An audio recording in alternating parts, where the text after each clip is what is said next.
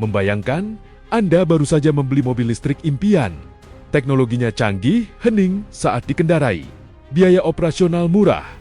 Namun suatu malam, hujan turun tanpa henti. Air perlahan naik. Dalam beberapa jam saja, mobil listrik Anda sudah terendam banjir. Pertanyaannya, apakah mobil tersebut masih aman? Apakah baterainya bisa meledak? Bisakah terbakar secara tiba-tiba? Ataukah semua itu hanya mitos yang beredar di media sosial? Pada video kali ini, kita akan membahas secara lengkap bagaimana sebenarnya risiko kendaraan listrik yang terendam banjir. Mengapa setelah banjir, justru muncul potensi kebakaran yang sering terlambat disadari, apa yang terjadi di dalam baterai lithium-ion. Dan yang terpenting, apa yang harus Anda lakukan agar kendaraan tetap aman. Pastikan Anda menonton sampai akhir, karena ada beberapa kesalahan fatal yang masih sering dilakukan pemilik kendaraan listrik setelah banjir. Pertama, mengapa isu ini menjadi perhatian dunia? Beberapa tahun terakhir, kendaraan listrik berkembang sangat pesat. Jutaan unit telah digunakan di seluruh dunia. Indonesia sendiri juga mengalami peningkatan jumlah mobil listrik yang cukup signifikan. Namun bersamaan dengan meningkatnya populasi kendaraan listrik, muncul pula tantangan baru. Salah satunya adalah banjir. Negara-negara seperti Amerika Serikat, China, Korea Selatan, Jepang hingga Australia pernah mengalami kejadian kendaraan listrik terendam banjir. Sebagian besar kendaraan tersebut ternyata tetap aman. Namun, ada beberapa kasus yang menunjukkan kebakaran justru terjadi beberapa jam, bahkan beberapa hari setelah kendaraan dievakuasi. Inilah yang membuat banyak ahli keselamatan mulai memberikan perhatian serius terhadap baterai kendaraan listrik pasca banjir. Yang perlu dipahami, bukan air banjir yang langsung menyebabkan ledakan, tetapi kerusakan tersembunyi yang mungkin muncul setelahnya. Kedua, apa yang terjadi di dalam baterai mobil listrik? Mobil listrik menggunakan baterai lithium-ion bertegangan tinggi. Di dalam satu paket baterai terdapat ratusan bahkan ribuan sel kecil. Seluruhnya bekerja bersama menghasilkan energi untuk menggerakkan kendaraan. Baterai ini sebenarnya telah dirancang sangat aman. Pabrikan menambahkan pelindung berupa casing aluminium, sistem pendingin, sensor suhu, sensor tegangan, bateri manajemen sistem, hingga berbagai lapisan penyekat. Ketika kendaraan melewati hujan deras atau genangan air normal, sistem tersebut mampu melindungi baterai dengan sangat baik. Namun, jika kendaraan benar-benar terendam banjir dalam waktu lama, tekanan air dapat masuk melalui bagian tertentu yang rusak, retak, atau mengalami benturan sebelumnya. Jika air berhasil mencapai area yang seharusnya tetap kering, potensi gangguan mulai muncul. Gangguan ini tidak selalu langsung terlihat, justru sering berkembang secara perlahan. Ketiga, mengapa kebakaran bisa terjadi setelah banjir? Risiko terbesar dari baterai lithium-ion disebut thermal runaway. Ini adalah kondisi ketika satu sel baterai mengalami kerusakan internal. Sel tersebut menghasilkan panas kemudian menyebar ke sel lain.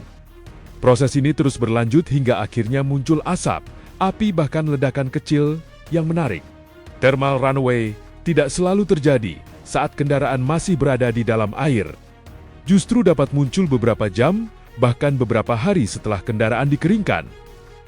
Mengapa demikian? Karena proses korosi dan hubungan pendek di dalam baterai memerlukan waktu. Kerusakan berkembang secara perlahan. Saat suhu mulai meningkat dan sistem gagal mengendalikan panas, kebakaran bisa terjadi. Inilah alasan mengapa kendaraan listrik pasca banjir harus diperlakukan secara khusus. Keempat, apakah semua mobil listrik akan terbakar? Jawabannya adalah tidak. Sebagian besar kendaraan listrik yang terendam banjir tidak mengalami kebakaran.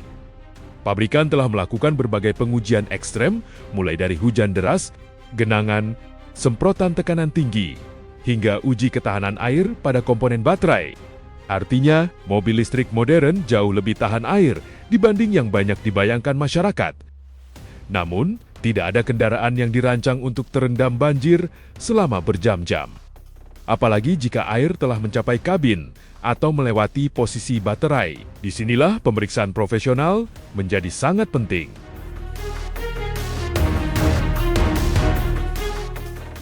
Kelima, kesalahan yang paling sering dilakukan pemilik mobil listrik. Banyak pemilik kendaraan listrik melakukan kesalahan yang justru meningkatkan risiko. Kesalahan pertama, langsung mencoba menghidupkan kendaraan. Kesalahan kedua, langsung mengisi daya. Kesalahan ketiga, membongkar sendiri baterai. Kesalahan keempat, menyimpan kendaraan di garasi tertutup tanpa pemeriksaan. Kesalahan kelima, menganggap kendaraan masih normal hanya karena masih bisa berjalan. Padahal, kerusakan internal belum tentu langsung memunculkan gejala.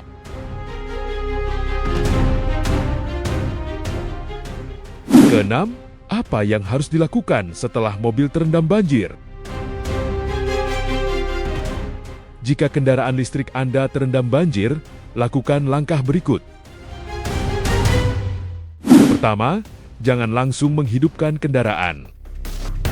Kedua, jangan mengisi daya. Ketiga, hubungi layanan resmi. Keempat, parkirkan kendaraan di area terbuka. Jauhkan dari bangunan dan benda mudah terbakar. Kelima, lakukan inspeksi menyeluruh terhadap baterai tegangan tinggi. Teknisi akan memeriksa sistem isolasi, tegangan, sensor, modul baterai, kabel tegangan tinggi, serta kemungkinan adanya infiltrasi air. Jika ditemukan kerusakan, baterai dapat diperbaiki atau diganti sesuai prosedur pabrikan.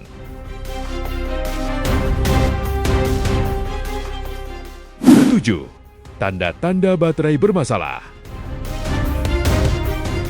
Beberapa tanda yang perlu diwaspadai antara lain, lampu peringatan baterai menyala, muncul bau menyengat, terdengar suara mendesis, baterai terasa sangat panas, keluar asap putih, atau kendaraan tiba-tiba kehilangan tenaga. Jika salah satu gejala tersebut muncul, segera menjauh dari kendaraan.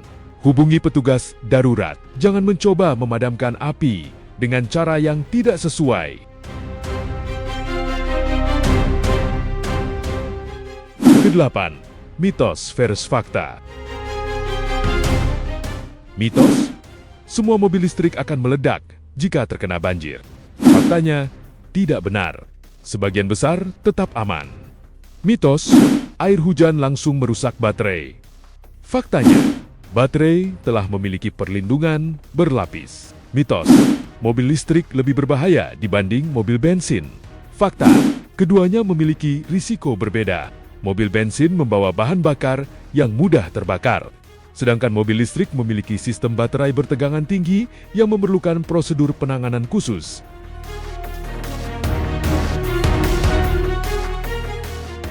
Kesimpulan dan penutup. Teknologi kendaraan listrik terus berkembang dengan standar keselamatan yang semakin tinggi. Namun seperti semua kendaraan, risiko tetap ada apabila digunakan dalam kondisi ekstrem. Banjir bukan berarti kendaraan listrik pasti terbakar, tetapi setelah terendam, pemeriksaan profesional menjadi langkah yang tidak boleh diabaikan. Semakin cepat kerusakan terdeteksi, semakin kecil kemungkinan terjadinya masalah yang lebih serius. Semoga video ini dapat membantu Anda memahami fakta di balik kendaraan listrik yang terendam banjir dan menghindari informasi yang menyesatkan.